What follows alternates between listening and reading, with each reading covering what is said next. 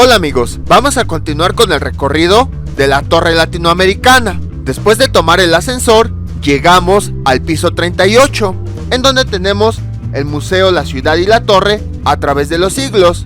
Al entrar, lo primero que vemos es una pintura del Valle de México en 1325. Así se veía la Sierra Nevada cuando los primeros aztecas llegaron a Amecameca, un lugar cercano al volcán Popocatépetl.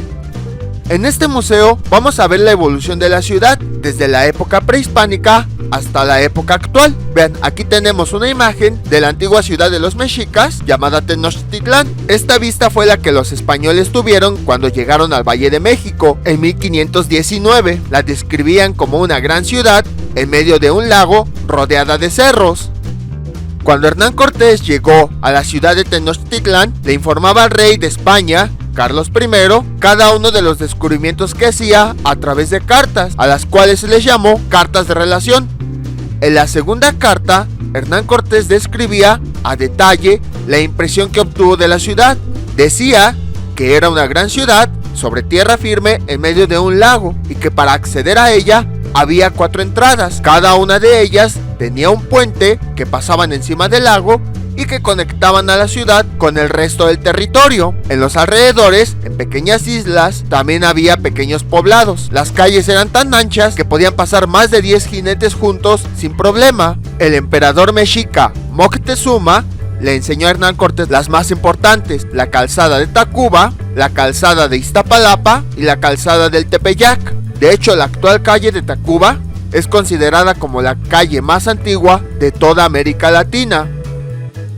Al ingresar al museo, tenemos una breve historia de la Ciudad de México. En el año 1111, una tribu proveniente de Aztlán salió en busca de un lugar para vivir. En 1325, encontraron un águila parada sobre un nopal, devorando una serpiente, en el centro del Valle de México. Les pareció que era una señal de sus dioses y se establecieron. Se desarrollaron, crecieron y conquistaron las tierras vecinas, convirtiéndose en el imperio más poderoso de Mesoamérica, conocido como Imperio Mexica.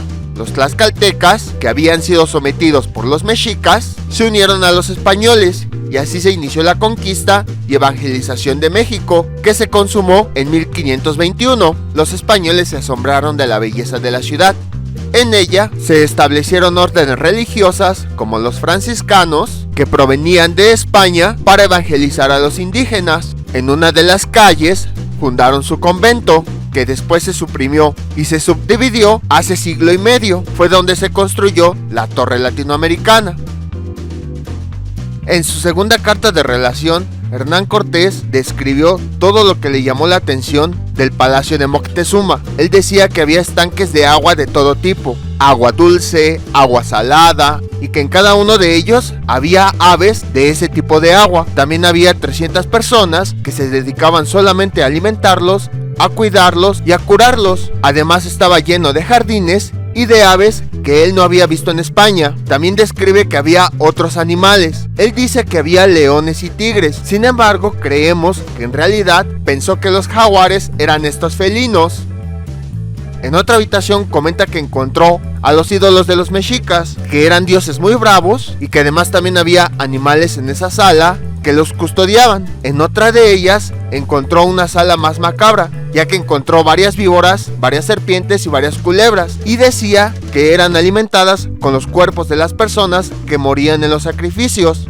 En la mayoría de ellas siguió encontrando aves como águilas y quetzales. Las pieles y las plumas de estos animales eran utilizadas para la vestimenta. Por ejemplo, había guerreros que tenían una máscara de tigre, que en realidad eran los guerreros jaguar. También había sacerdotes que utilizaban plumas rojas de guacamaya para hacer presencia de la religiosidad, y además utilizaban escudos emplumados. Todo esto que describió Hernán Cortés la hizo de un recinto conocido como el Zoológico de Moctezuma, que estuvo ubicado en los actuales terrenos de la Torre Latinoamericana. El zoológico estuvo hasta 1522. Luego de 1522 a 1856 estuvo el Templo de San Francisco. Desde 1930 estuvo la Latinoamericana Seguros y a partir de 1956 estuvo la Torre Latinoamericana. Las monedas mexicanas se caracterizan porque en la parte de atrás tienen el escudo nacional y la leyenda Estados Unidos Mexicanos. Esto fue establecido en 1905 cuando se modificó la ley monetaria. Sabemos que el escudo nacional proviene de la señal que encontraron los mexicas, el águila parada en un nopal devorando una serpiente. Sin embargo, la lucha entre el águila y la serpiente ha sido representada desde la antigüedad por diferentes culturas. Por ejemplo, en el antiguo Palacio Imperial de Constantinopla, la serpiente ataca al águila y la rodea con su cuerpo. El águila es el animal heráldico más importante y ha sido símbolo de los escudos de los países más poderosos. Con el paso del tiempo, el escudo nacional ha sido ilustrado de diferentes formas y se ha representado tanto de frente como de perfil, siempre sobre un nopal y con dos ramas de encina y de laurel a ambos lados. El modelo de este escudo fue dibujado por el artista Francisco Epens Helguera. Aquí tenemos algunas de las monedas que han existido en la historia de México, así como su escudo. En todas ellas observamos que está el águila. La primer moneda del primer imperio tiene un águila coronada y sin serpiente, parada de frente sobre el nopal. Esta moneda fue hecha únicamente de plata. Después tenemos otra moneda, también del primer imperio, igual tiene un águila coronada y sin serpiente. Hubo varias versiones de esta moneda. En los primeros años de México como república, las monedas tuvieron el águila de perfil, mirando hacia la izquierda y mordiendo una serpiente. Además, llevaban la ceca de la casa de moneda, el año de acuñación y las iniciales del ensayador. En la República Mexicana de 1824 a 1897, la moneda principal era el real, no era el peso. Tenía el águila sobre el nopal con las alas abiertas y la cabeza hacia la izquierda. Además tuvo muchas variaciones, ya que fue acuñada en 14 casas de moneda durante 75 años. Durante el Segundo Imperio, el águila fue semejante a las de las republicanas. Se le añadieron símbolos imperiales, flanqueada por dos gritos, cruzado por dos espadas y con la corona imperial. Por primera vez se usó el peso, equivalente a 8 reales.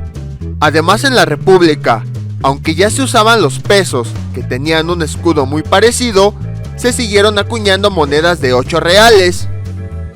En la República Mexicana, de 1898 a 1909, se conservó el diseño de los 8 reales, pero con el valor de un peso. Los extremos de las alas apuntaban hacia afuera. De 1910 a 1914, el águila se parece a las de los pesos anteriores, pero se modernizó el estilo de acuerdo a la época. De 1917 a 1921, el águila está de perfil, solo se usó en las monedas de 20 pesos de oro y el oro se desmonetizó en 1931. Y de 1918 a 1949 se conservó el escudo anterior a la revolución. El águila era más pequeña y la orilla de las alas era cóncava. El contenido de plata bajó por primera vez de 27 a 18 gramos. De 1947 a 1949, por primera vez, el águila aparece de perfil con sus alas hacia arriba, para adaptarse al círculo de la moneda.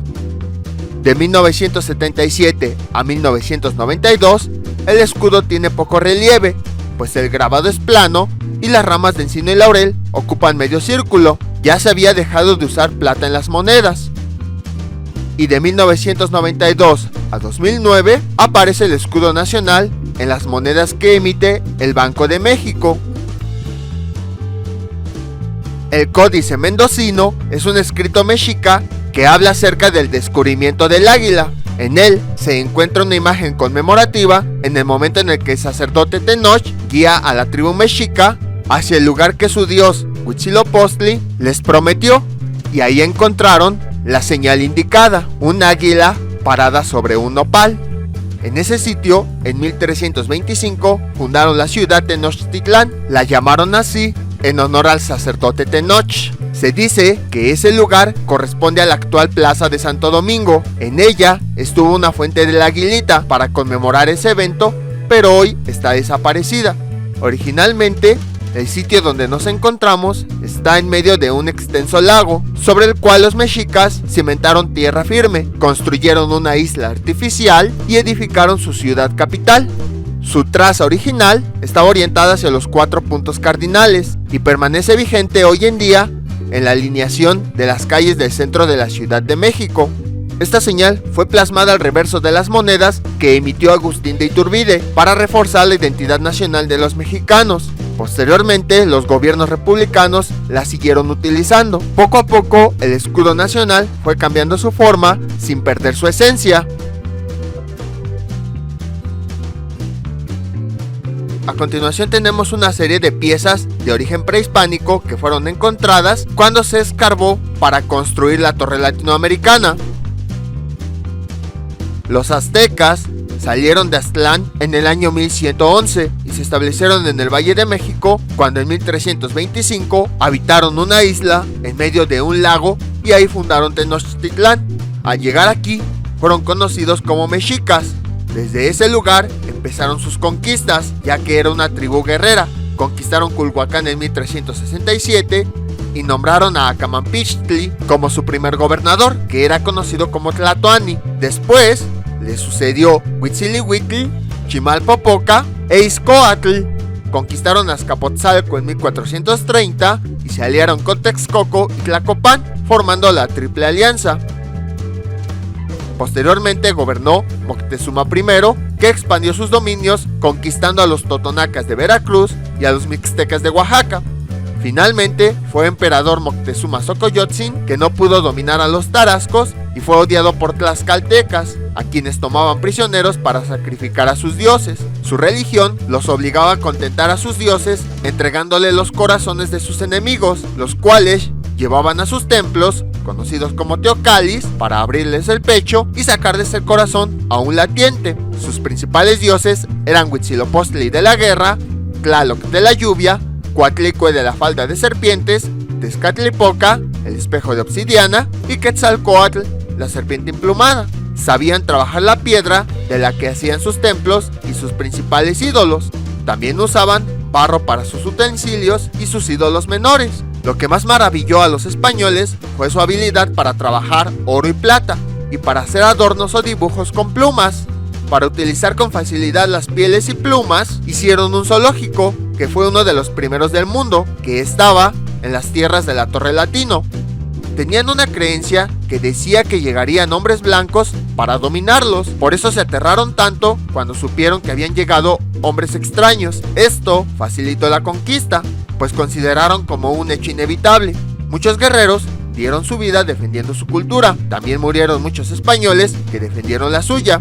Finalmente, triunfó el ejército de Hernán Cortés, que supo hacer aliados, aprovechándose de culturas que habían sido dominadas por los mexicas, y consumó la primer conquista de toda América. Moctezuma Xocoyotzin murió, pero su descendencia, así como la de Xicoténcatl de Tlaxcala, se unió a los conquistadores para formar una nueva estirpe mestiza que se ha expandido hasta nuestros días. A todo el territorio conquistado le dieron el nombre de Nueva España. Durante 300 años pasó por un proceso de unión de culturas, cuando los españoles compartieron su religión, su idioma y su sangre con los indígenas. Surgió el mestizaje en todos los aspectos. Se creó una nueva nación llamada México. Desde el principio se fundaron escuelas en las que se enseñaron artes y oficios a alumnos que llegaron a ser extraordinarios artistas o artesanos. Llegaron a México plantas y animales que no se conocían, como los caballos, que siguen siendo indispensables, los burros y las mulas. Todos estos liberaron las espaldas de los indígenas de las pesadas cargas que habían llevado ancestralmente. Aprendieron a usar la rueda para hacer carretas y así arrastrar más cargas. Conocieron las velas para iluminarse, así como vacas, toros y puercos para su alimentación. Por otra parte, al viejo mundo se llevaron alimentos comestibles como jitomate, papa, cacao. México se convirtió en uno de los puntos comerciales más importantes del mundo, pues todo el comercio de Europa con el Oriente se hacía a través de Acapulco o de Manzanillo, que eran los puertos de entrada para galeones de China. Desde aquí se colonizaron las Filipinas y además también aquí se construían barcos que surcaban los océanos. Había también gran tránsito comercial con países del Centro y Sudamérica desde los puertos del Pacífico.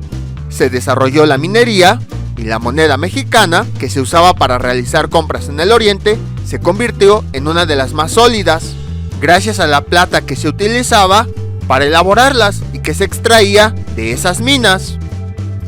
Se construyeron innumerables fortalezas, haciendas, fábricas, conventos, iglesias, escuelas y hospitales, usando lo mejor de las técnicas europeas y el ingenio de los técnicos y trabajadores mexicanos. Por su grandeza y belleza, México fue el asombro de los europeos que venían.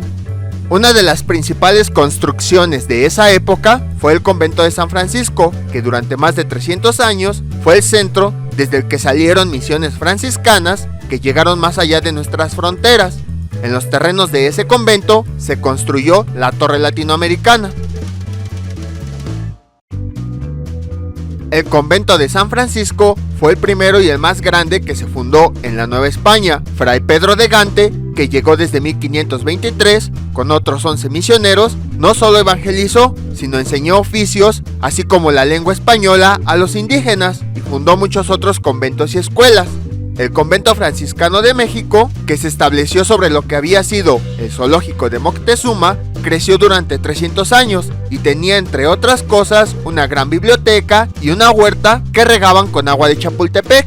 La noche del 17 de septiembre de 1856, el presidente Comonfort ordenó la demolición de parte del convento para abrir la calle de la Independencia. Esa noche se sacó a los presos de la cárcel, se les dieron herramientas y a la música de los cangrejos iniciaron la destrucción, y después se suprimió la orden franciscana. Similar suerte corrieron después otros conventos de frailes, se lotificaron y se vendieron sus partes, desaparecieron valiosas obras de arte y se destruyó la mayor parte del patrimonio artístico e histórico de la ciudad. De este convento se conservó el claustro, que durante un tiempo alojó al circo Chiarini. La iglesia principal se destinó a caballerizas y luego se entregaron. El claustro fue entregado a la iglesia metodista episcopal y la iglesia principal a la orden jesuita, que se los devolvió después a los franciscanos. Hoy en día el claustro se conserva estupendamente y en la iglesia se ha repuesto el altar barroco que había sido quemado como leña. Desgraciadamente ha sido imposible reponer otros elementos, tales como la sillería del coro, labrada en madera. Todavía existe el proyecto de reconstruir la fachada de la iglesia principal y devolver al atrio parte del antiguo esplendor.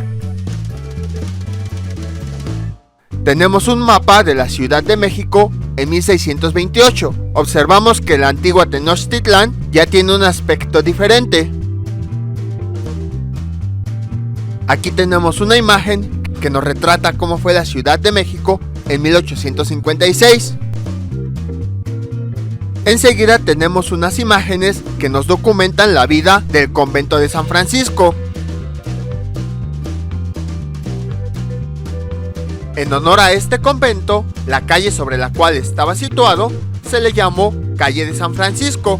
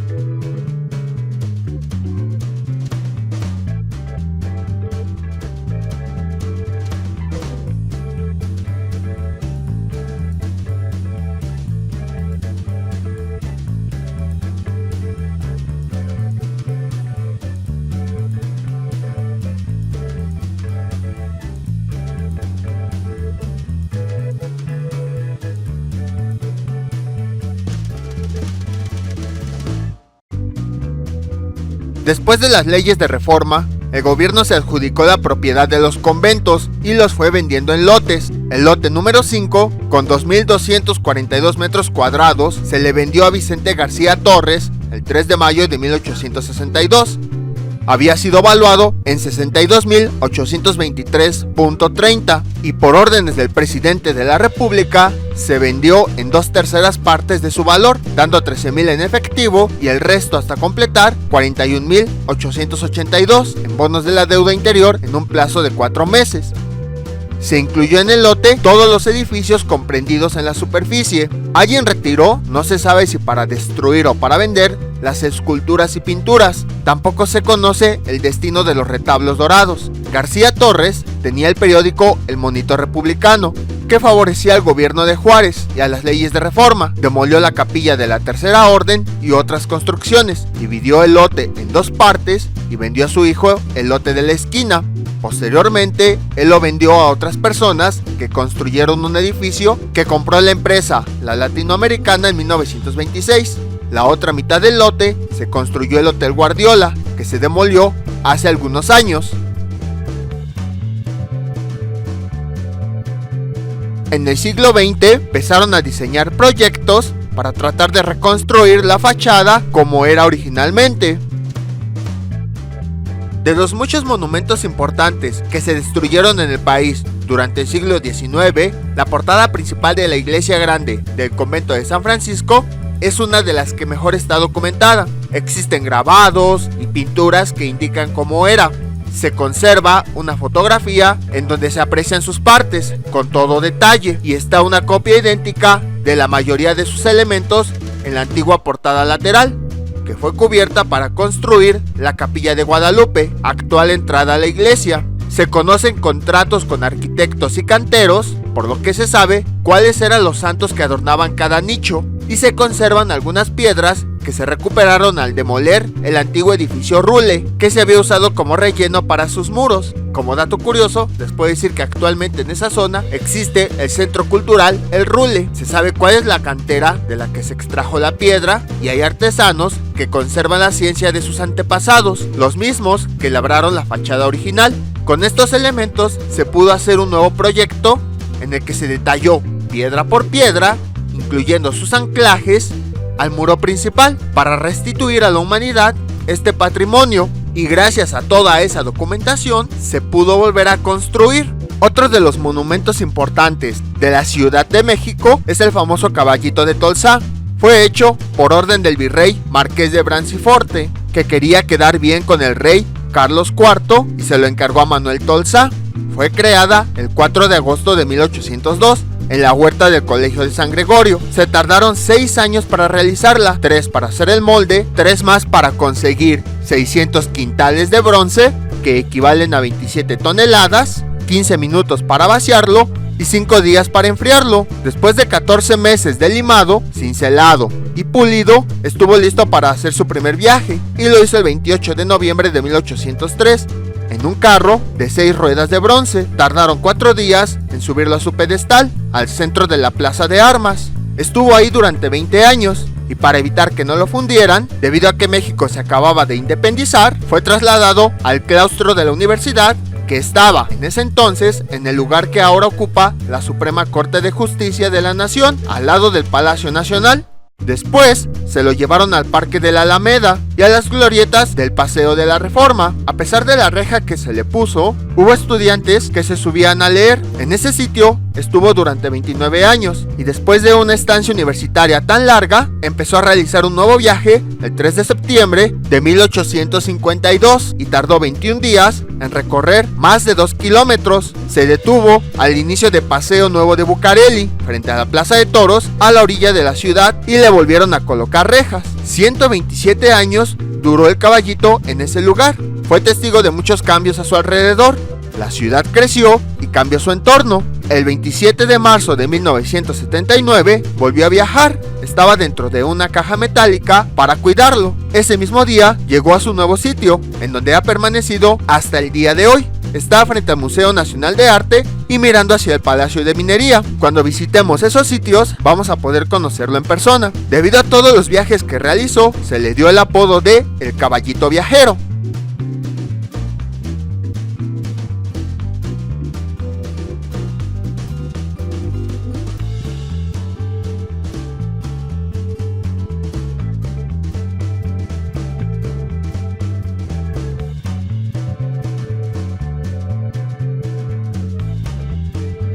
Otro de los monumentos importantes son las estatuas de los indios verdes. Fue realizada por Alejandro Casarín a finales del siglo XIX en memoria de los antepasados indígenas. Se trata de dos esculturas de los emperadores mexicas, Izcóatl y Ahuizotl, pero con el paso del tiempo las estatuas se volvieron verdes debido a la humedad y al alto contenido en cobre que tiene.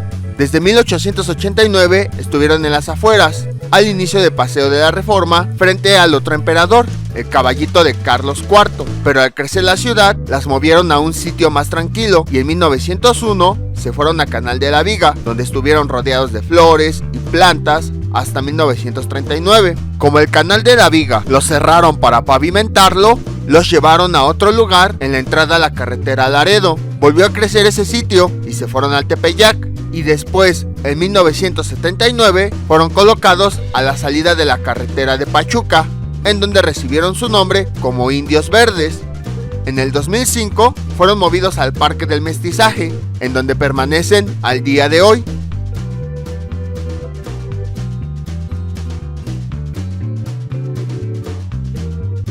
Continuamos viendo algunas de las fotografías de algunos de los sitios en donde estuvo el caballito.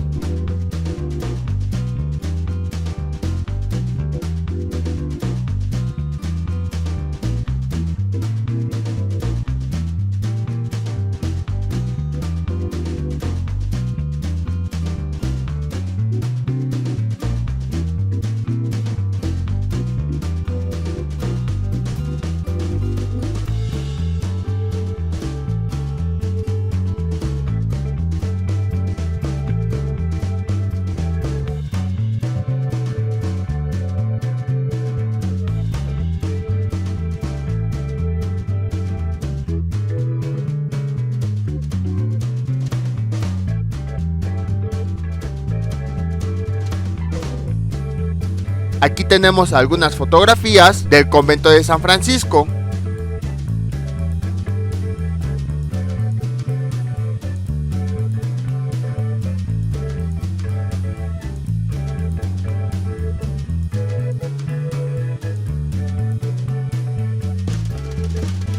Ahora veremos algunas fotografías antiguas del Palacio Nacional.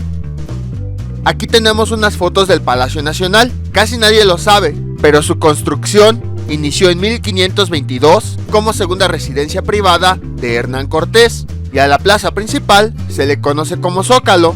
Esto es debido a que Santa Anna quería crear aquí un monumento a la independencia.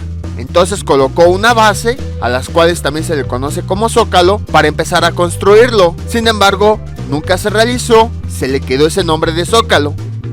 Aquí tenemos una serie de tranvías, que era el transporte más popular a partir del siglo XIX. Consistía en un vagón que transportaba gente, llevándola a distintos puntos de la ciudad. Los primeros eran jalados por mulas, pero ya después fueron sustituidos por los eléctricos. Algunas historias cuentan que Santa Anna, lo que en realidad quería hacer en el Zócalo, era colocar una estatua de su pierna, la cual había perdido en una batalla, debido a que era muy vanidoso, y por esa razón fue que le impidieron continuar con la construcción del monumento.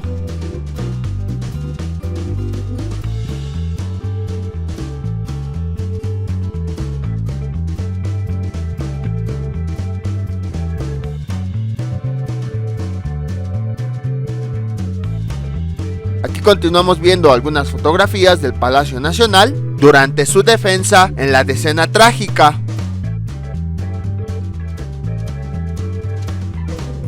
Otro de los edificios importantes del Zócalo capitalino es la catedral. Fue fundada en 1570 como sustituta de la antigua catedral, construida en 1524. El interior fue terminado en 1667 y el exterior hasta 1813. debido al prolongado tiempo que llevó en su construcción, casi todos los principales arquitectos, pintores, escultores y demás artistas trabajaron en algún momento en ese recinto.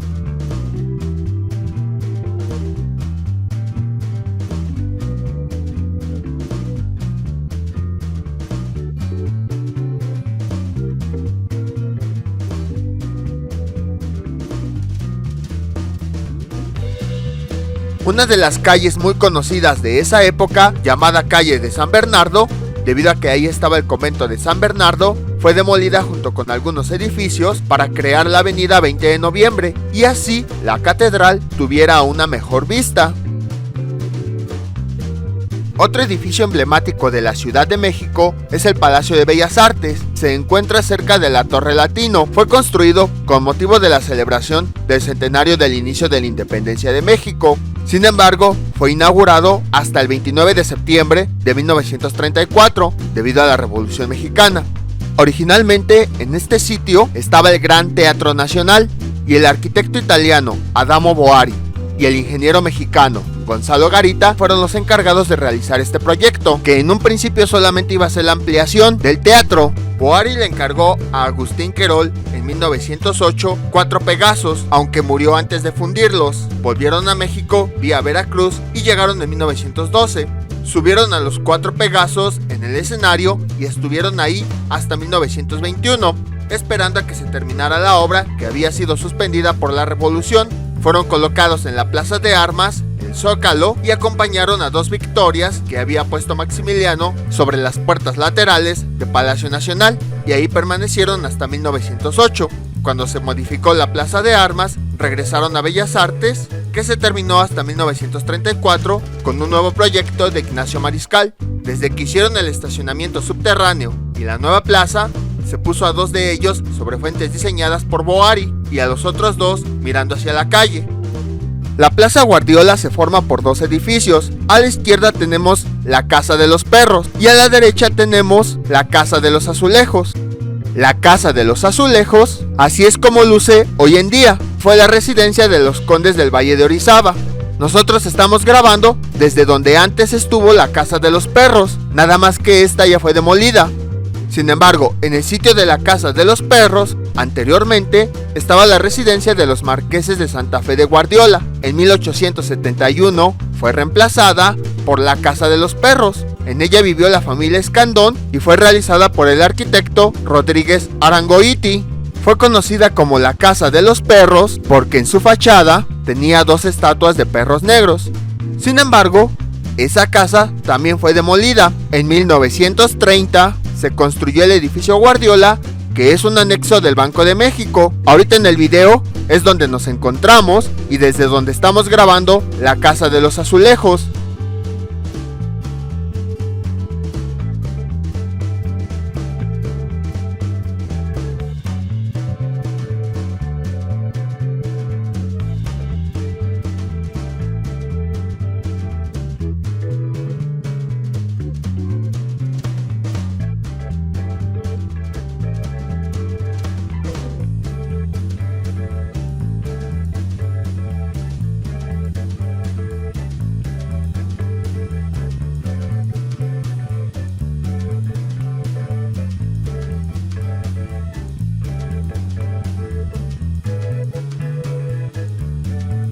A pesar de que fue destruida, hoy en día en la Torre Latino se conserva uno de los perros que estuvieron en la fachada. Entre los trabajadores se cuenta una leyenda que dice que si alguien acaricia al perro en la cabeza, tendrá buena suerte. A continuación tenemos unas fotografías que nos muestran cómo lucía la Plaza Guardiola.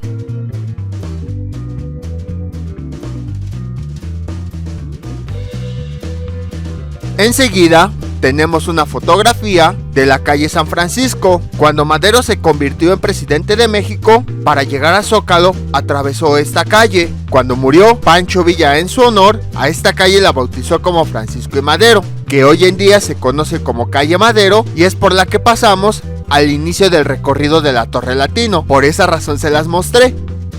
Otro edificio emblemático es el Monumento a la Revolución. Como festejo del centenario de la independencia de México, Porfirio Díaz le encargó a Emil Benard la construcción de un palacio legislativo. La primera piedra fue colocada el 23 de septiembre de 1910. Casi se había terminado de construir la estructura cuando estalló la revolución, por lo que se suspendió la obra. El resto de los gobiernos no tuvo dinero para terminarlo.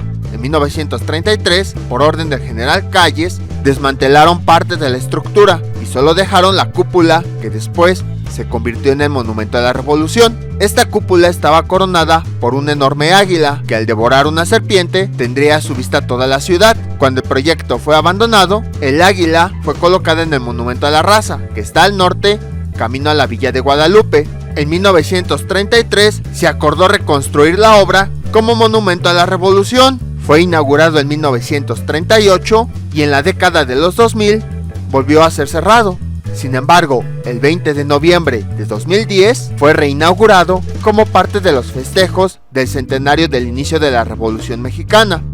A continuación tenemos algunas fotografías de los edificios que estuvieron en la esquina de la calle San Juan de Letrán con Madero. Otro monumento importante es el Ángel de la Independencia. Muchas veces se intentó hacer un monumento que conmemorara la independencia. Lo intentó Santa Anna y no pudo. Maximiliano no tuvo tiempo. Fue Porfirio Díaz que en 1910 logró hacerlo. Se lo encargó al arquitecto Antonio Rivas Mercado como parte de los festejos del centenario de la independencia. Se colocó sobre reforma, hecho de muchos pilotes de madera y algunos de concreto que tenían hasta 25 metros de profundidad. Encima se colocó una victoria alada y dorada, a la que se le ha conocido como ángel. Desde que el monumento se hizo, ha sido el punto de reunión preferido por muchos. El castillo de Chapultepec también es un monumento histórico. Fue construido en el año 1785 para que los virreyes tuvieran un lugar para descansar cuando se dirigían a Chapultepec. Aquí tenemos algunas de las fotografías de la demolición de algunos edificios que estaban cerca de la Torre Latino.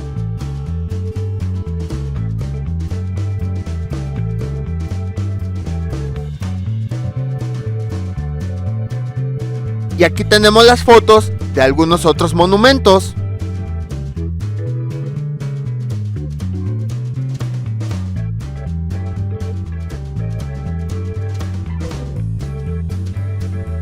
Como comentamos al principio de los videos, la Torre Latinoamericana ha soportado 3 grandes sismos. A continuación hablaremos del primero. El 28 de julio de 1957, un movimiento de 7.8 grados proveniente de las costas de Guerrero afectó la Ciudad de México. Hubo un saldo de 700 muertes.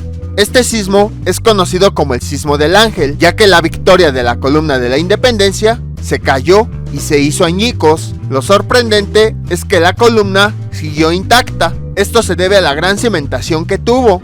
Su cimentación es tan fuerte que incluso se ha mantenido al nivel, mientras que la ciudad que lo rodea se ha hundido hasta hoy 3 metros. El 19 de septiembre de 1985, un segundo sismo sacudió la ciudad. Provenía de las costas de Michoacán, tuvo una duración de 2 minutos y su magnitud fue de 8.1 grados. Es uno de los sismos más fuertes que han ocurrido en la capital del país. De acuerdo a estimaciones, se dice que fueron 3.192 las personas fallecidas, pero los cálculos de algunas organizaciones apuntan a que fueron más de 20.000 personas. La ciudad era un caos. Jacobo Zabludowski fue el único reportero que esa mañana recorrió todas las calles para ver la situación. Y lo peor fue que al día siguiente vino una réplica que ocasionó que los edificios que fueron ablandados el día anterior se vinieran abajo por completo.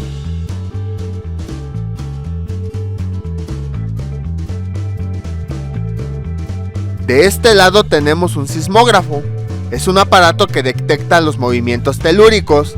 El que nosotros observamos aquí registró el sismo que se sintió en la Ciudad de México el 11 de mayo de 1962. En esa ocasión, por primera vez en México, se pudo conocer la intensidad exacta, pues el aparato, que estaba instalado en el sótano de la Torre Latino, indicó que la aceleración máxima que se registró fue de 26 centímetros por segundo al cuadrado. El dispositivo tiene un sensor que arranca después de un movimiento fuerte y un cilindro empieza a girar y sobre él 3 agujas empiezan a moverse por 3 péndulos que indican gráficamente la aceleración y el periodo en direcciones norte-sur, este-oeste y vertical. Las gráficas que se generaban se mandaban a interpretar a Estados Unidos para así conocer la información en cada momento del sismo. Este dispositivo ya no se usa, pues actualmente los sismógrafos son electrónicos, están conectados a una computadora que traduce los datos automáticamente. En la Torre Latino hay 3 en diferentes pisos.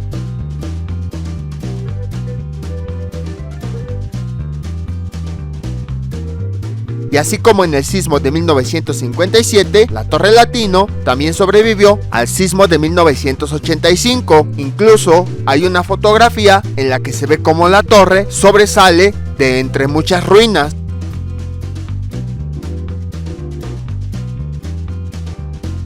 En esta foto las traves longitudinales estaban fuera del plano de las columnas, lo que ocasionaba grandes esfuerzos en su unión con las traves verticales. Esa unión no tenía suficiente anclaje ni refuerzo, por lo que se separaron las columnas junto con las losas. En esta fotografía, un inquilino sale de su casa a través de un agujero que provocó el terremoto de 1985, y el 19 de septiembre de 2017 otro sismo sacudió la ciudad. Los encargados dijeron que en aquella ocasión no se sintió tan fuerte y la Torre Latino volvió a soportar sin ningún daño.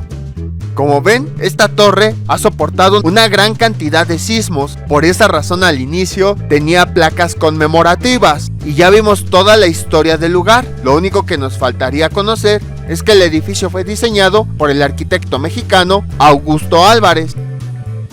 La estructura de la torre fue construida de acero por la empresa Bethlehem Steel Company, material que cumplía las especificaciones y que mediante cálculos superaba las normas vigentes.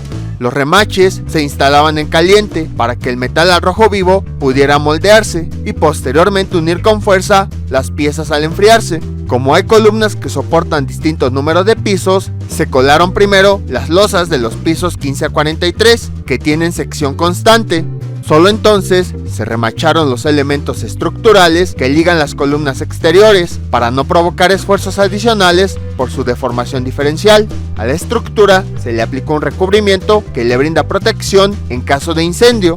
Al demoler el edificio Guardiola, colindante con la torre, se descubrió una fachada lateral de muros de ladrillo que tuvo que sustituirse por una nueva de cristal. Al hacerlo, se demolió una caseta de elevadores que estaban en el piso 12. Aquí se exhibe parte de la estructura que se retiró, la que soportaba la casita de esos elevadores. Más adelante la mostraremos. Losas de entrepiso cuentan con un armado adicional en forma diagonal para incrementar la rigidez de la estructura de acero. La torre de las antenas, que remata el edificio, se construyó cuando se empezaba a usar la soldadura en las estructuras de acero. Esta es de acero de la fundidora de Monterrey y sus elementos están soldados.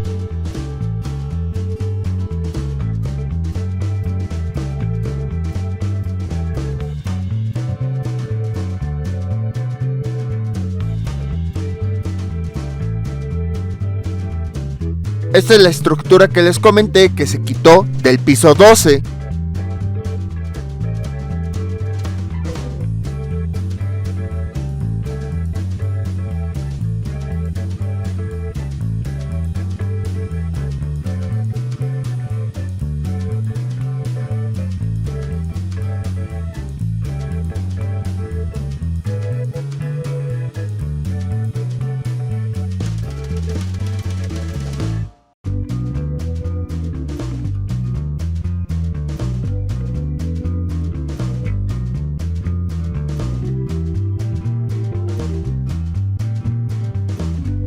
Y aquí tenemos una maqueta de la Torre Latinoamericana para poder observarla a detalle. Fue mandada a construir por la empresa de seguros La Latinoamericana, de ahí es que viene el nombre. Empezó a construirse en febrero de 1948 y fue inaugurada el 30 de abril de 1956, y al año siguiente se presentó el sismo de 1957, que fue su prueba de fuego, ya que originalmente esta torre fue diseñada con un sistema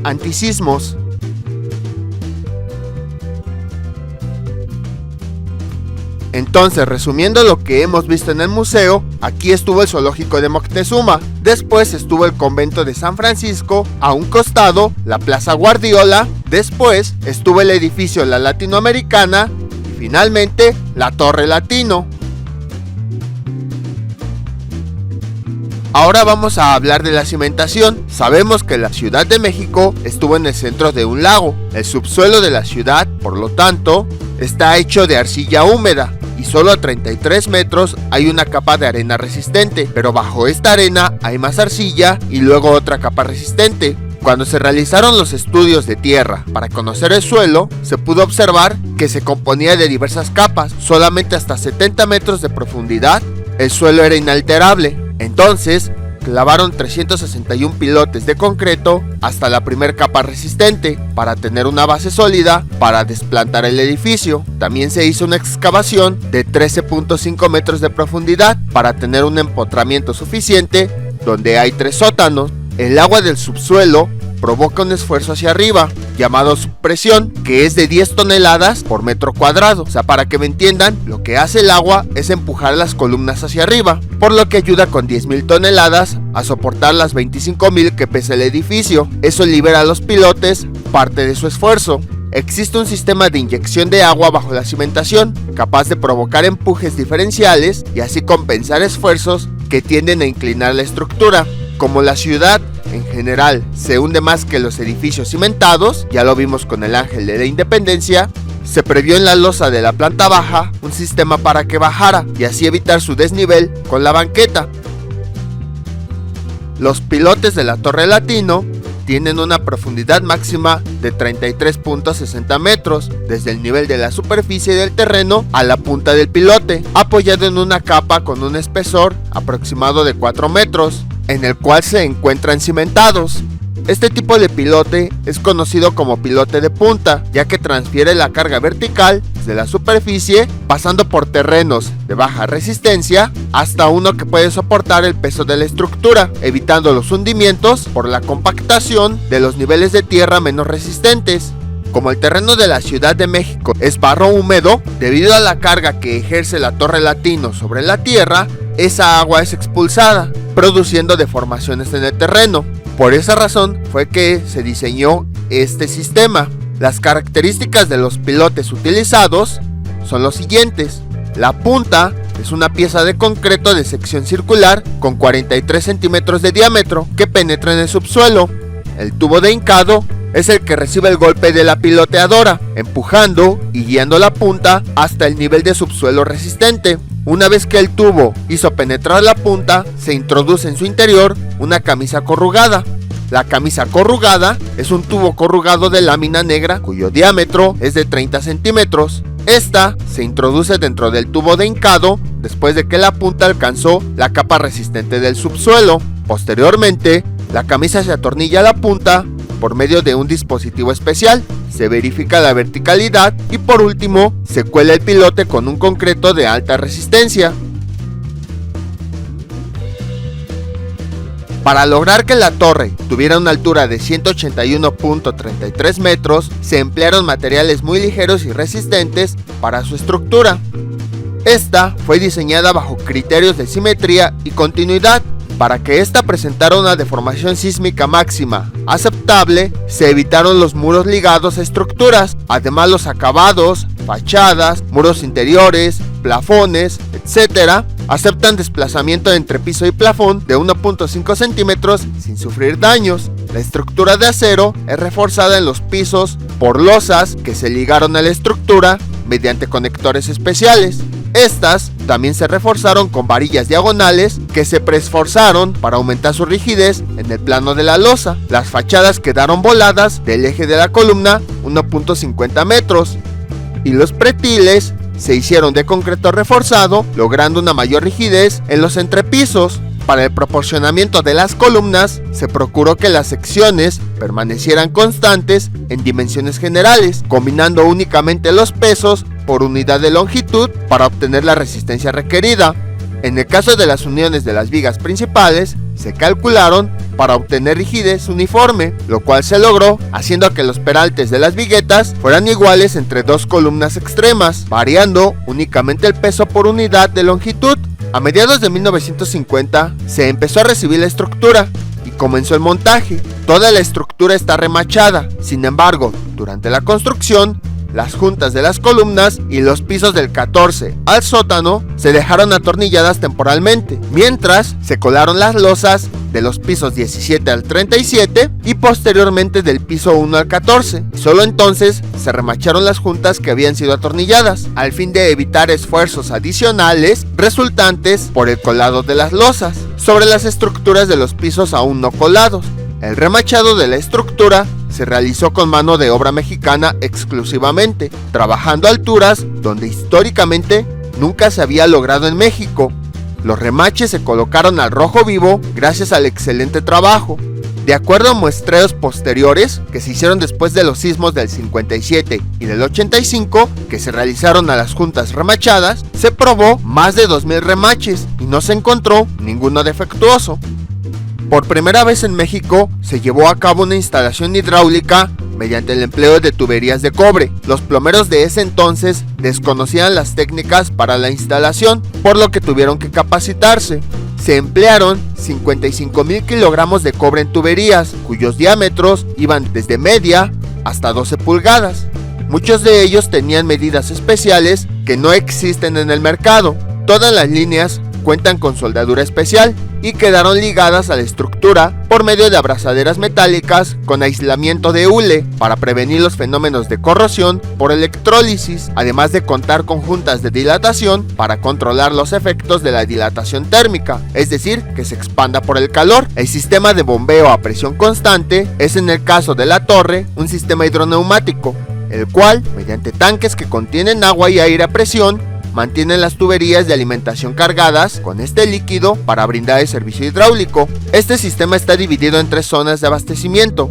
El primero alimenta del sótano 2 al piso 13, el segundo del piso 14 al 26 y el último del 27 a la azotea. Cada uno de ellos cuenta con 6 distintas bombas, además de los bypass que pueden ligar mediante válvulas los 3 sistemas de bombeo, garantizando así el flujo de agua en cualquier momento y condición. La antena FM está en la parte más alta del edificio. Tiene una altura de 42.33 metros, incluyendo el mástil y la estructura de caracol que lo soporta, que tiene en su interior una escalera que comunica la azotea con el mástil. Esta puede transmitir tanto señal de televisión como de radio, frecuencia modulada. La torre se diseñó de manera especial, considerando una sección redonda. La forma cilíndrica, generada en un elemento de esta naturaleza, presenta mejores propiedades aerodinámicas para crear menor resistencia al viento. La torre se sujeta al edificio mediante tensores mecánicos, que son elementos diagonales que ligan las 4 columnas donde termina el edificio. No están colados en el concreto de la losa, como sucede con las demás losas con diagonales pretensadas. Las luces de obstrucción delimitan la altura y forma de los edificios para efectos preventivos en aeronavegación. Por ello, desde la terminación de la construcción de la torre, se instalaron luces en el cuerpo del edificio y un faro en la punta, el cual genera destellos de luz roja, que al transcurrir de los años fue sustituido por otros sistemas de advertencia más eficaces. Hoy en día, la torre cuenta con un faro de nueva generación, la cual proporciona durante el día 40 candelas por minuto de luz blanca y por la noche produce de 20 a 40 candelas por minuto de luz roja. En la fotografía podemos observar la instalación del primer faro, realizada por el ingeniero Luis Cuevas.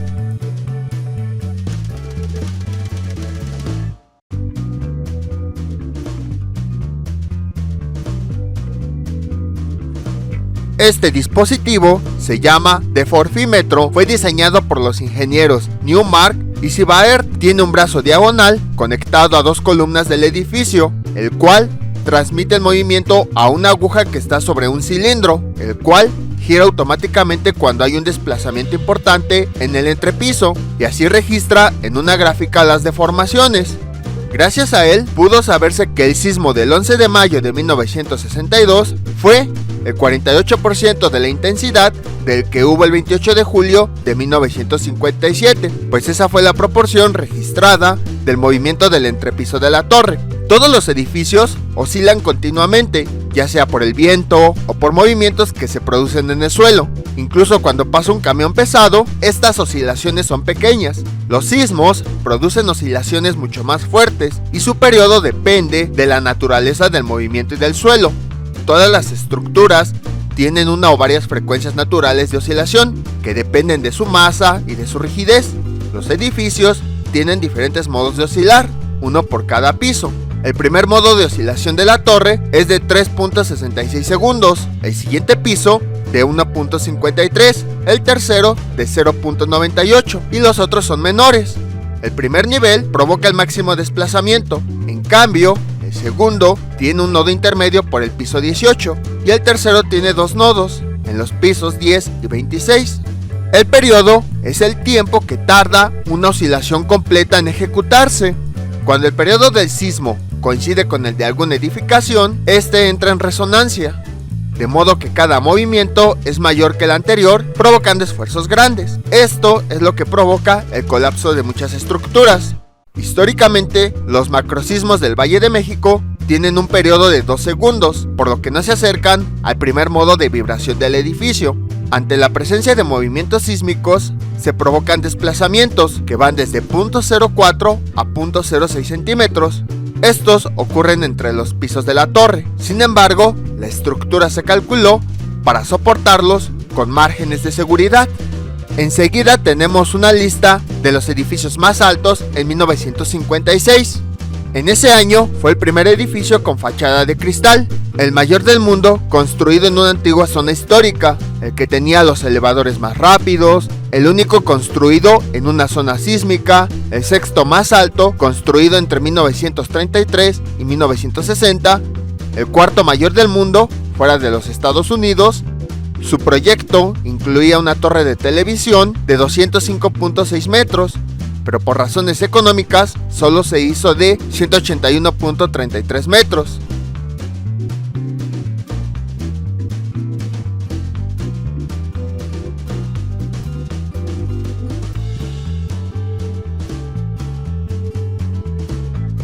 Y enseguida tenemos una lista de los edificios más grandes de todo el mundo. Los mayores edificios se han construido en países asiáticos. Su estilo y arquitectura ha cambiado. El más alto en 1956 ahora ocupa el lugar número 10 y el segundo ocupa el lugar 50.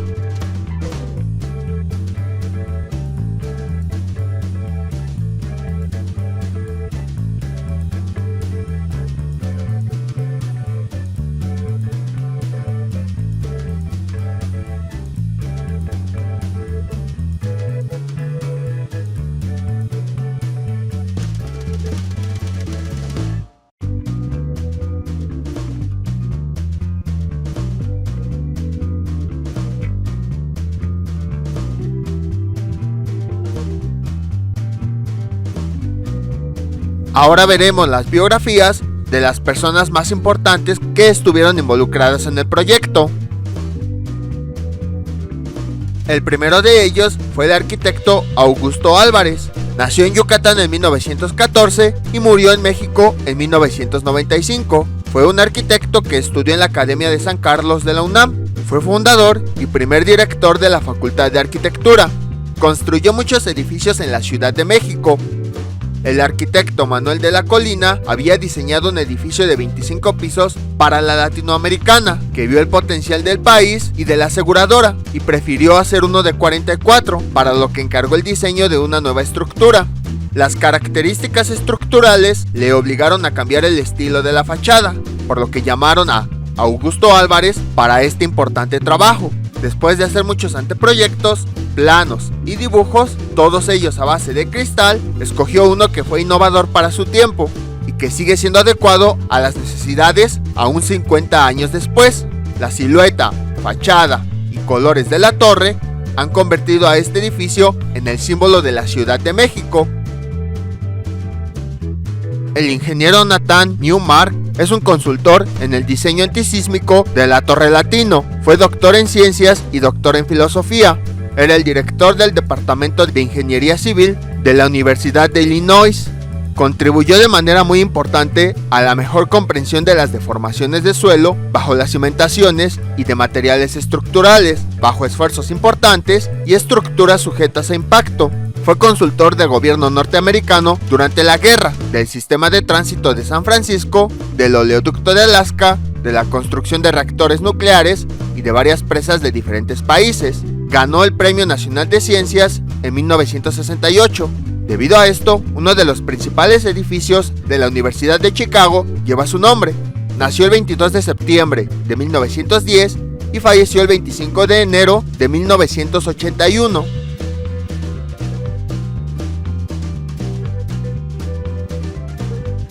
Miguel Macedo fue un empresario sin par en México. En 1946 dirigió el primer grupo financiero del país, llamado La Latinoamericana. Este tenía sus oficinas corporativas en la esquina de Madero con San Juan de Letrán, que en aquel entonces se consideraba la mejor esquina de México.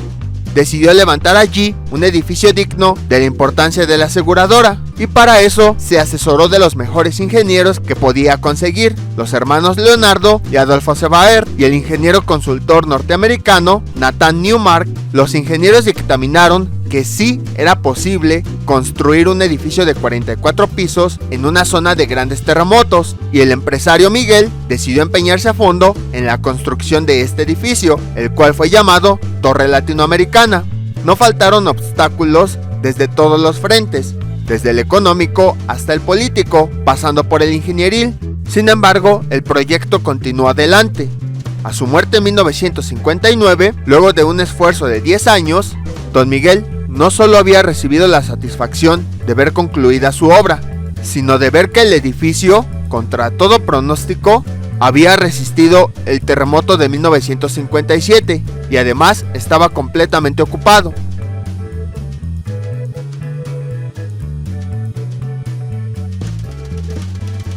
El ingeniero Adolfo Sebaert fue el director de la obra de la Torre Latinoamericana. Fue ingeniero civil de la UNAM, que se especializó en construcción urbana. Tuvo a su cargo la elaboración del proyecto y la formación del equipo de asesores que diseñó y construyó la torre. Fue miembro de las principales asociaciones de ingenieros de México y de Estados Unidos. Publicó artículos y dio conferencias sobre la materia en México y en el extranjero. A través de una constructora que llevaba su nombre, hizo muchas otras obras importantes en la Ciudad de México, tales como el Estadio Azteca, varias escuelas, fábricas, laboratorios y unidades habitacionales, así como en otros lugares del país. Nació el 6 de marzo de 1920 y falleció el 23 de octubre de 2003. Su hermano, el ingeniero Leonardo Sebaert, fue un consultor en el diseño de la cimentación de la Torre Latino. Fue ingeniero civil desde 1939. Especializado en mecánica de suelos. Se especializó en el estudio y diseño de cimentaciones. Fue el primero en estudiar los periodos naturales de vibración del subsuelo y su aplicación al diseño de estructuras. Registró por primera vez en México los sismos del 11 y 19 de mayo de 1962 y pudo así obtener el espectro de comportamiento del subsuelo, que sirvió para preparar el código de construcción de diseño antisísmico. Ha sido consultor en más de 692 proyectos estructurales y de cimentaciones en México y en el extranjero. Fue profesor de mecánica de suelos de la Facultad de Ingeniería desde 1941 y profesor emérito desde 1986. Ha escrito 159 artículos sobre la materia, es miembro de las principales asociaciones de ingeniería de México y de los Estados Unidos. Ha dado innumerables conferencias y ha obtenido importantes premios y reconocimientos.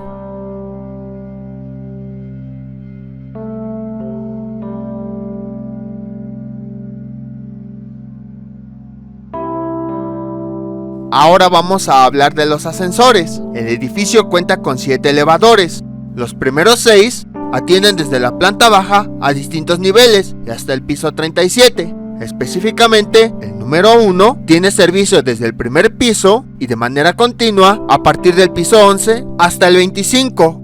El elevador 2 empieza desde el piso 1, que el piso 1 es el vestíbulo por donde entramos al principio, y de manera continua a partir del piso 11 al 37. Los elevadores 3 y 4 brindan servicio desde el piso 1 y de manera continua del piso 4 al 37. Los elevadores 5 y 6 brindan servicio desde el piso 1 y de forma continua a partir del tercero hasta el piso 11.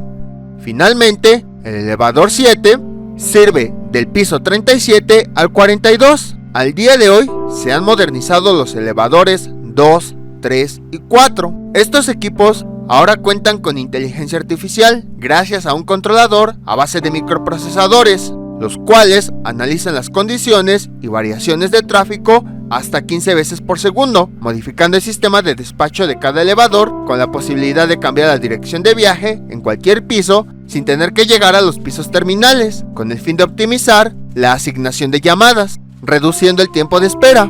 El controlador es un dispositivo que sustituye a los tableros electrónicos que funcionan a base de platinos y al mecanismo de levas. Además, cada elevador cuenta con un dispositivo Direct Drive, el cual convierte la corriente alterna de la línea a corriente directa. Esto permite dosificar electrónicamente la alimentación de la potencia que requiere el motor para lograr el movimiento del elevador. Estos dispositivos sustituyen a los antiguos y pesados motores, obteniendo beneficios en reducción de carga, ahorro de energía, mejora en tiempo de respuesta, menor generación de calor y liberación de espacio en el cuarto de máquina. Las cabinas modernizadas con su nuevo aspecto conjugan las características arquitectónicas de la torre, sus acabados, con la eficiencia tecnológica de su operación y control. Cuentan con interrupción de pasaje-descarga, los cuales determinan el peso total a transportar, deteniendo el ascensor en caso de que la carga sobrepase la capacidad máxima permitida. Asimismo, detectan cuando el elevador viaja al máximo de su capacidad, evitando que atienda llamadas de pasillo hasta que exista capacidad disponible, y en caso de que se registre un número de llamadas excesivo en el tablero de la cabina, que no corresponda a la carga registrada, este dispositivo cancela las llamadas de la cabina. En las puertas de cada uno de los elevadores se instalaron detectores electrónicos que operan en 3 dimensiones. Detectan personas u objetos entrando o saliendo de la zona de las puertas por medio de rayos infrarrojos, dirigidos de la unidad emisora a través del campo de entrada, con respecto al plano de cierre de las puertas, ampliando así el rango de protección en el cierre de puertas, por ende brindando mayor seguridad para los usuarios del elevador. Los adelantos obtenidos con la modernización de los elevadores 2, 3 y 4 también se le deben agregar en el caso del elevador 7, que es nuevo, que se trata de un elevador de alta tecnología que ha permitido optimizar el espacio en el piso 47, al desaparecer el antiguo volumen ocupado por el cuarto de máquinas, sustituyendo ese espacio desperdiciado en la parte alta del cubo por una máquina esbelta y compacta, lo cual, al ser más pequeña, registra una reducción importante en el uso de corriente eléctrica durante la aceleración, permitiendo su rendimiento energético más eficiente que el sistema de engranajes convencional. La nueva transmisión del sistema cuenta con un modo de reposo que reduce el consumo de energía durante las horas de poco uso. Asimismo, se reducen las pérdidas de calor, por lo tanto, este motor sincrónico utiliza la energía de una manera más eficiente.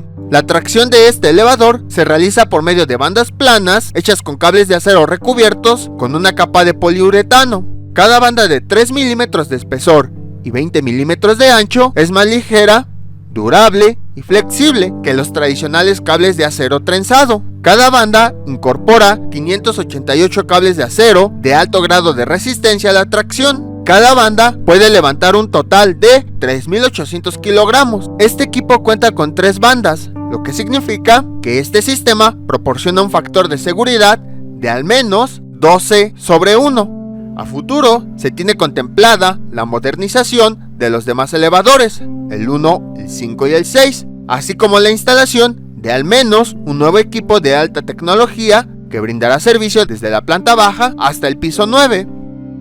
La torre está clasificada como monumento por el Instituto Nacional de Bellas Artes, ya que se considera un ejemplo de la arquitectura mexicana en los años 50. No se permite modificar las bandas azules y el aluminio tan característico del edificio. Sin embargo, los mejores arquitectos de México han presentado sus propuestas para renovar en un estilo contemporáneo la fachada del edificio. Aquí se exhiben algunos proyectos de remodelación. El reloj maestro Stromberg Fue instalado en el primer edificio de la empresa, la Latinoamericana, utilizado para controlar los relojes ornamentales que estaban colocados en el exterior sobre el tercer nivel del edificio en la esquina de Madero y San Juan de Letrán. En forma remota, este reloj tenía conectados eléctricamente relojes secundarios colocados a distancia en el interior del edificio y mantenía el control y avance del tiempo sobre ellos. Este reloj maestro, en su interior, contiene un mecanismo impulsado por una cuerda eléctricamente autoenrollable, manteniendo la exactitud del tiempo por medio del péndulo oscilante. En el exterior visible, la parte inferior del reloj está integrada por un generador de control eléctrico con respaldo de baterías para mantener la operación, para mantener su funcionamiento en caso de interrupción de la energía eléctrica comercial. El reloj maestro, cada minuto, genera un impulso eléctrico de avance y del segundo 58 al 60 lo envía a los relojes secundarios, avanzando el reloj maestro y los relojes secundarios minuto a minuto sin variación del tiempo, siendo ese el sonido de golpe el que se escuchaba cada minuto. Este dispositivo fue manufacturado por Stromberg Electric Manufacturing, fundada en Estados Unidos de Norteamérica, para fabricar dispositivos electrónicos, incluyendo relojes maestros y dispositivos secundarios y de programación eléctrica. La torre latinoamericana, desde su construcción en 1956, cambió a un nuevo sistema de relojería maestra, con relojes secundarios de control y ornamentales, actualmente en uso y visibles en la misma esquina de la calle Madero y Eje Central. En los años 70 y 80, en la parte superior del edificio 40, fue colocado un reloj con carátulas exteriores digitales, visibles desde el nivel de la calle. Este reloj era controlado por señal remota, generada desde un satélite de radiocomunicaciones en los años 80. Cuando llegó al final de su vida el satélite, fueron retirados ese reloj y sus carátulas exteriores digitales. Aquí tenemos un carrillón, que es un dispositivo indicador del tiempo en forma audible que existe en la torre latinoamericana. Los equipos que lo integran han sido mantenidos originales desde su diseño. Los movimientos de reloj y controladores son de tipo electromecánico y los amplificadores de sonido funcionan a base de bulbos o válvulas electrónicas. Es un sistema de relojería y generador de sonido ambiental al exterior de edificios, en el que se desea tener un ambiente agradable por medio de sonidos del tipo campanas, para indicar en forma audible las horas del día y reproducción de música con el mismo tipo de sonido de campanas. Tiene la capacidad de reproducir otro tipo de sonidos diferentes a las campanas, con musicales grabados en cintas magnetofónicas, o sea, cassettes, CDs o voz a través del micrófono. Está integrado por 4 gabinetes. El gabinete 1 contiene 3 secciones. La sección 1, controladora, tiene los selectores de operación para hacer funciones de reproducción. La sección 2, de control del tiempo, tiene relojes electrosíncronos para mantener al tiempo exacto en sus carátulas, circuitos internos de control, así como programadores de funciones de la sonería y señalización. La sección 3, generadora de sonería, contiene los elementos electromecánicos que generan sonido tipo campana, obteniendo una escala musical de 25 notas que son usadas para indicar las horas y en la reproducción musical a través de un rollo de papel perforado localizado en la parte inferior del gabinete 1. Y la sección 4 tiene detección y amplificación. Esta parte se dedica a la reproducción de la sonería, las grabaciones o el voceo. Se localizan en los gabinetes 1, 2, 3 y 4 para ser enviadas al exterior ambiental a través de bocinas. Cada conjunto con detector y amplificador de sonido se divide en un preamplificador, una fuente de poder que genera alto voltaje y un amplificador de salida. La amplificación del sonido total tiene una potencia real de 1400 watts. Es distribuida al ambiente exterior a través de 8 conjuntos contenedores de 4 bocinas cada uno. En total tiene 32 bocinas. Cada una soporta hasta 100 watts para un máximo de 3200 watts. Puede entregar al ambiente exterior hasta 120 decibeles medidos a 10 metros de distancia como intensidad de sonido y llega a ser escuchado hasta de 500 a 600 metros alrededor. Las bocinas actualmente están colocadas en la parte intermedia del mástil de la antena vertical a la altura de 170 metros medidos desde el nivel del piso de la planta baja del edificio, siendo visibles desde la parte exterior del edificio o en el mirador del piso 44. Pero ¿cómo funciona? Este carrillón es operado automáticamente, opera en las funciones del tiempo. en la indicación de un cuarto, un medio, 3 cuartos y 4 cuartos de hora. En los 3 primeros cuartos de hora se indica en forma de escala musical y al hacer la indicación de hora se adiciona el toque de la hora correspondiente. Por ser un equipo que la detección y amplificación de sonido que se efectúa a través de la tecnología bulbos, válvulas electrónicas, estos requieren un tiempo de precalentamiento de 30 segundos y un tiempo para generar alto voltaje de 15 segundos. En total son 45 segundos de preparación, que es el tiempo considerado en el encendido automático de cada toque dentro de la hora, permaneciendo encendido todo el sistema durante 2 minutos y vuelve a la condición de reposo hasta que se llega a presentar el siguiente toque dentro de la hora.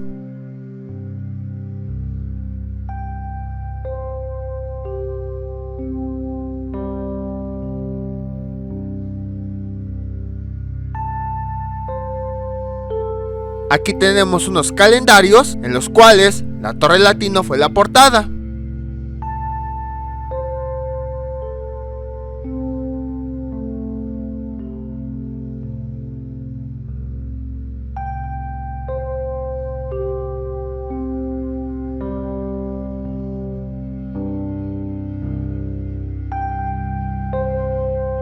Y por último, tenemos el logo de la empresa que creó la construcción, la empresa La Latinoamericana Seguros. Se fundó el 30 de abril de 1906. Desde entonces, ha estado presente en grandes momentos de la historia del país, ayudando siempre a preservar la vida y el patrimonio de los mexicanos, por medio de los seguros de vida, de gastos médicos, automóviles. Siempre ha cumplido con sus compromisos y ha pagado siniestros a sus asegurados. En este caso no es que le haga propaganda, es que a final de cuentas el museo es de ellos y pues hay información acerca de la empresa. Hasta la fecha ha sido una empresa siempre mexicana y la única aseguradora que conserva desde entonces lo esencial de su nombre original. Inicialmente la empresa fue una sociedad mutualista. Su escritura constitutiva la redactó José Vasconcelos, que más adelante fue ministro de Educación. Su primer presidente fue Óscar Braniff, quien participó en las pláticas de paz entre Madero y Porfirio Díaz. Otros de sus fundadores fueron Guillermo de Landa y Escandón, gobernador del Distrito Federal, José Luis Requena, candidato a la vicepresidencia, Jorge Vera Estañol, quien fue ministro de Educación Pública y Bellas Artes. El resto de sus 50 fundadores fueron personas prominentes en la industria, la banca y el comercio. En 1910 se convirtió en sociedad anónima, sobrevivió con dificultades a la revolución y desde sus oficinas vio pasar a muchos de los caudillos que participaron en ella, así como a todos los presidentes que ha tenido el país. En 1956, cuando cumplió medio siglo de existencia, inauguró la Torre Latinoamericana, símbolo desde entonces de la ciudad.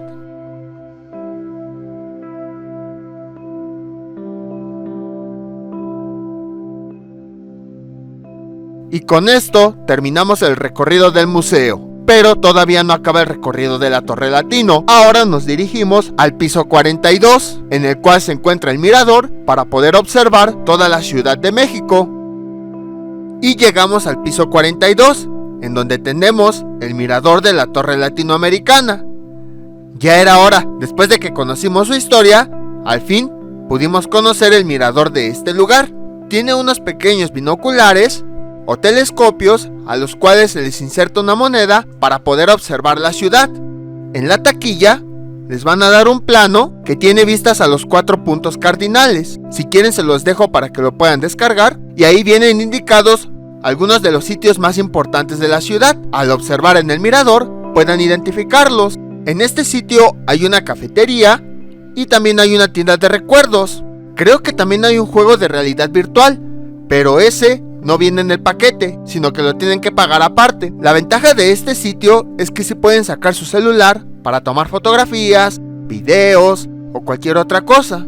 Se los comento porque hay algunos otros pisos donde hay cafetería y también tienen una vista a la ciudad, pero para poder sacar el celular tienen que comprar algo. Aquí, aunque compren o no compren, el hecho de que hayan pagado su entrada es más que suficiente para que puedan grabar.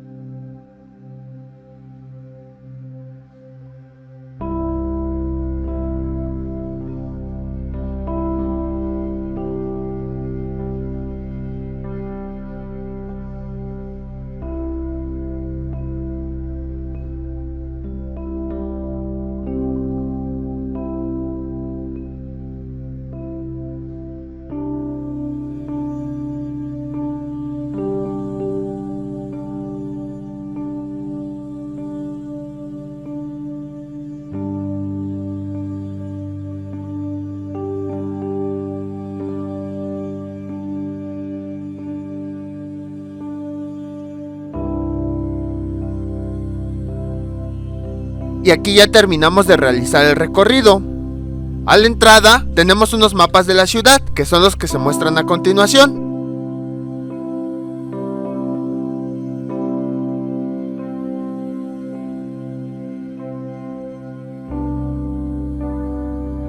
Aquí continuamos el recorrido del otro lado del restaurante. Yo pensaba que no se podía pasar, pero sí se puede pasar para que observes, aunque no puedas consumir.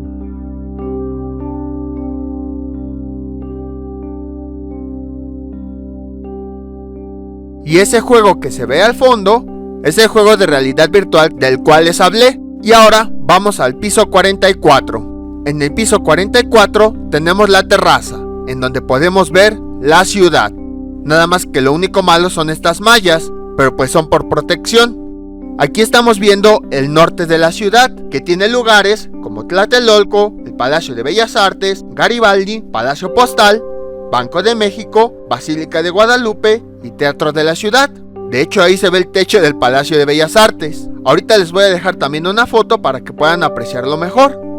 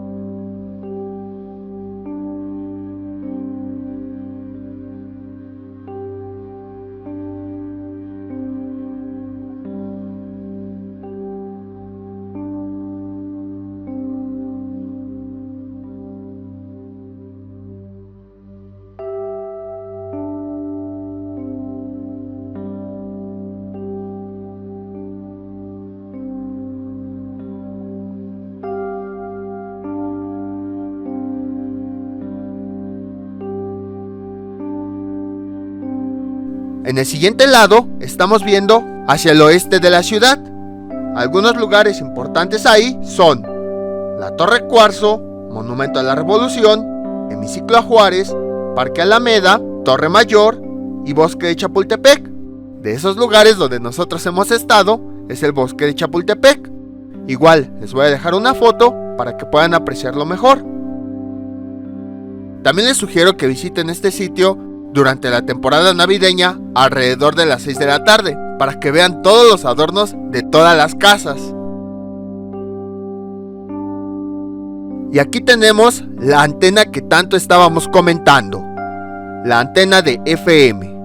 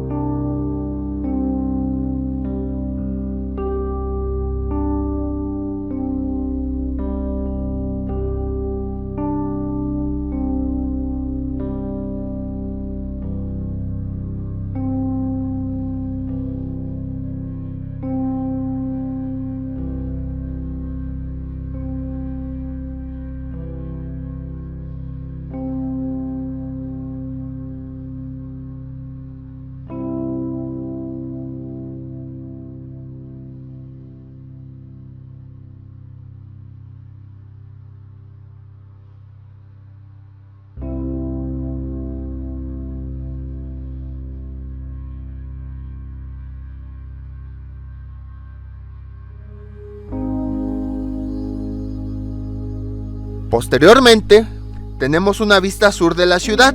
Ahí, algunos puntos importantes son el Palacio de las Vizcaínas, el Estadio Azteca, Ciudad Universitaria, que ahí ya hemos estado, el Ajusco y el Mercado de Artesanías.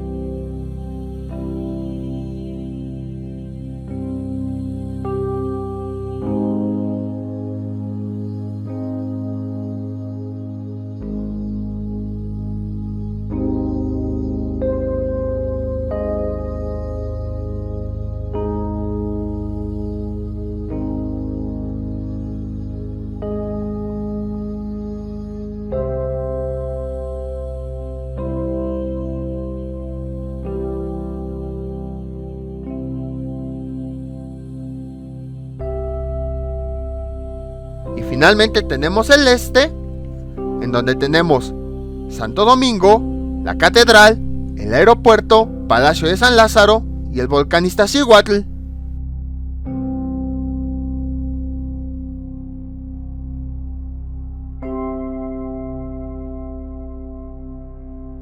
Y de este lado tenemos la calle Madero, que es por donde entramos cuando empezamos el recorrido por la Torre Latino.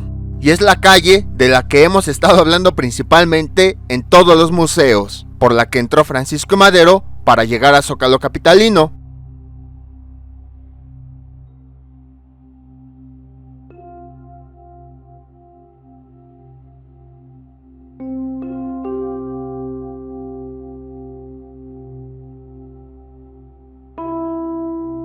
Y si vemos un poquito más allá, vemos que nos conduce al Palacio Nacional y al Zócalo.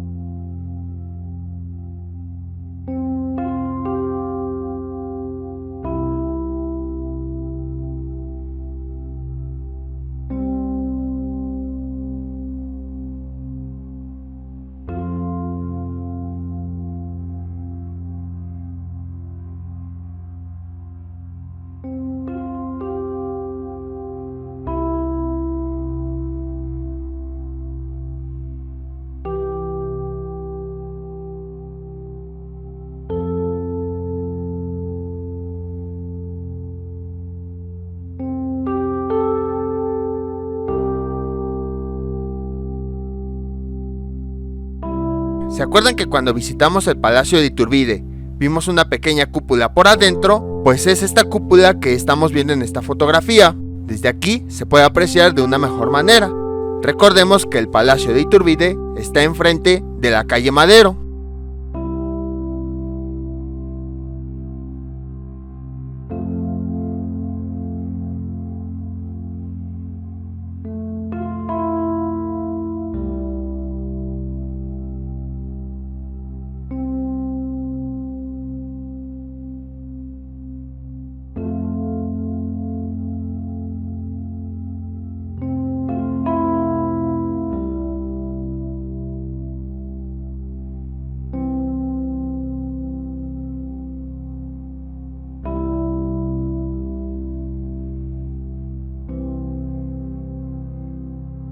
Y de nueva cuenta llegamos al norte. Y con esto terminamos el recorrido. Después de 3 partes, al fin hemos llegado desde la planta baja hasta la parte más alta del edificio.